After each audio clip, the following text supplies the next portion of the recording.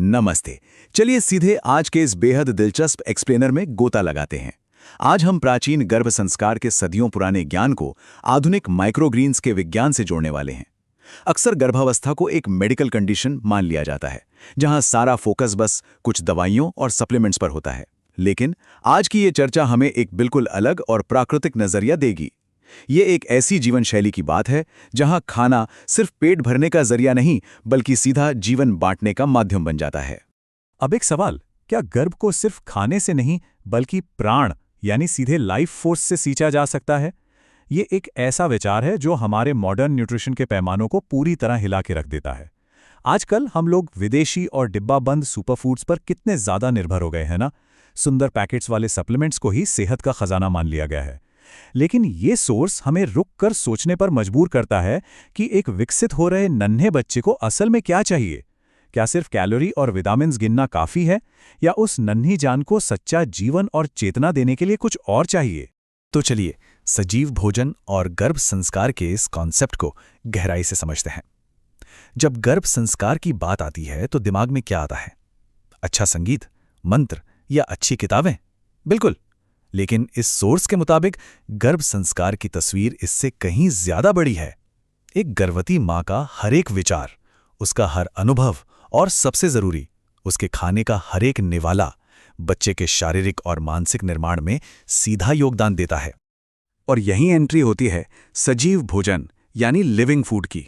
सजीव भोजन का सीधा सा मतलब है ऐसे पौधे जिन्हें उनके विकास की बिल्कुल पीक स्टेज पर खाया जाए। सोचिए, जब एक बीज फूटता है तो वो अपनी सारी जीवन शक्ति बाहर निकाल देता है। इस स्टेज में इन नन्हे पौधों में लाइव एंजाइम्स और प्राणिक ऊर्जा का मानो खजाना होता है। सजीव भोजन खाने का अर्थ है उस पूरी जीवन शक्ति को अपने अंदर उतार लेना। ये खाने की थाली को एक बेजान प्लेट से निकालकर ऊर्जा से धड़कते हुए एक ऐसे स्रोत में बदल देता है जो एक नए जीवन को पोषित करने के लिए पूरी तरह तैयार है। इसी से जुड़ा है हमारा अगला कॉन्सेप्ट, भोजन कैलोरी बनाम सोचना। अगर हम सेलुलर यानी कोशिकीय स्तर पर देखें तो ये न्यूट्रिशन को समझने का एक बिल्कुल ही क्रांतिकारी नजरिया है। हम अक्सर खाने को बस एक ईंधन मान लेते हैं, जैसे गाड़ी में पेट्रोल डाला और चल पड़े। लेकिन सच तो ये है कि खाना सिर्फ कैलोरी का बंडल नहीं है, बल्कि शरीर के लिए एक इंस्ट्रक्शन मैनुअल या जानकारी की तरह काम करता है। मृत भोजन और सजीव भोजन के बीच का ये अंतर तस्वीर को बिल्कुल साफ कर देता है।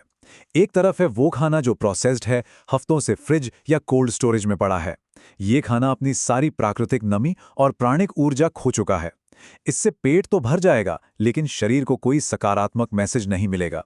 वहीं दूसरी तरफ हैं माइक्रोग्रीन्स जैसे सजीव और ताजे पौधे जो अपनी ग्रोथ के बिल्कुल चरम पर हैं। जब इस तरह का ऊर्जा से भरपूर खाना खाया जाता है तो ये सीधे गर्भस्थ शिशु की नन्ही कोशिकाओं को ग्रोथ सिग्नल भेजता है। ये मानो प्रकृति की अपनी भाषा है जो सेल्स को फलने फूलने का सीधा निर्देश देती है। अब आते हैं माइक्रोग्रीन्स और पोषण के विज्ञान पर। प्राचीन ज्ञान को हमारी आज की बिजी लाइफस्टाइल में फिट करने का ये शायद सबसे बेहतरीन और प्रैक्टिकल तरीका है। माइक्रोग्रीन्स सिर्फ प्रकृति के प्राण को ही नहीं समेटे हुए हैं, बल्कि साइंटिफिक नजरिए से भी ये न्यूट्रिशन का एक बहुत ही पावरफुल डोज हैं। जरा इस 40x यानी 40 गुना वाले आंकड़े को देखिए। न्यूट्रिशन की दुनिया में ये किसी जादू से कम नहीं है। सोर्स साफ बताता है कि एक नन्हा सा मूली, ब्रोकली या सरसों का पत्ता जो अभी सिर्फ कुछ इंच का ही है, उसमें अपने पूरी तरह से बड़े हुए रूप के मुकाबले 40 गुना तक ज्यादा पोषक तत्व हो सकते हैं। मतलब पूरा माइक्रो न्यूट्रिशन पाने के लिए थाली भर भर कर खाने की जरूरत नहीं है। प्रेगनेंसी के दौरान जब डाइजेशन पर पहले ही इतना ज्यादा दबाव होता है, तब ये कम मात्रा में भी एकदम सटीक और भरपूर पोषण देने का सबसे स्मार्ट और कुशल तरीका बन जाता है। लेकिन बात सिर्फ डाइजेशन या फिजिकल हेल्थ तक नहीं रुकती।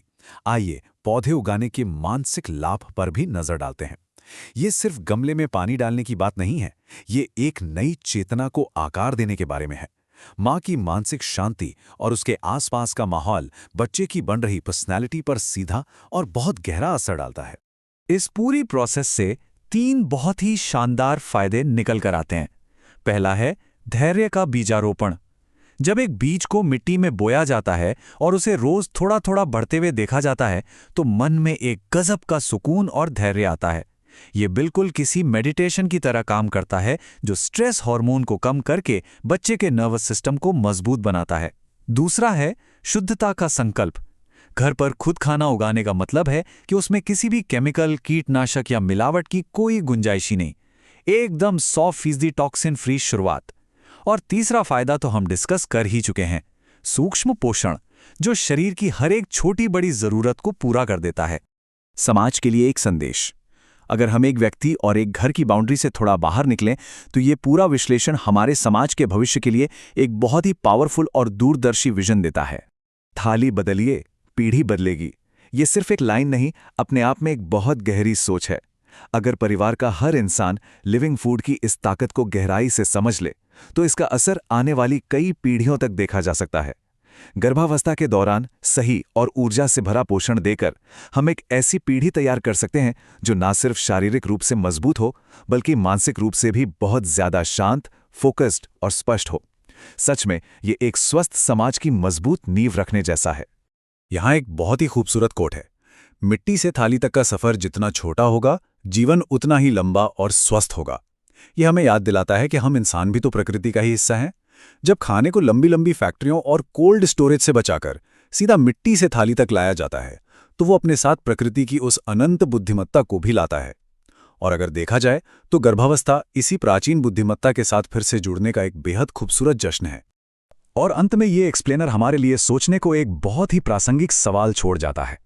क्या हमने कभी इस बात पर गौर किया है कि ताज़े और बासी खाने के बाद हमारे मूड में और एनर्जी में कितना बड़ा फर्क आ जाता है?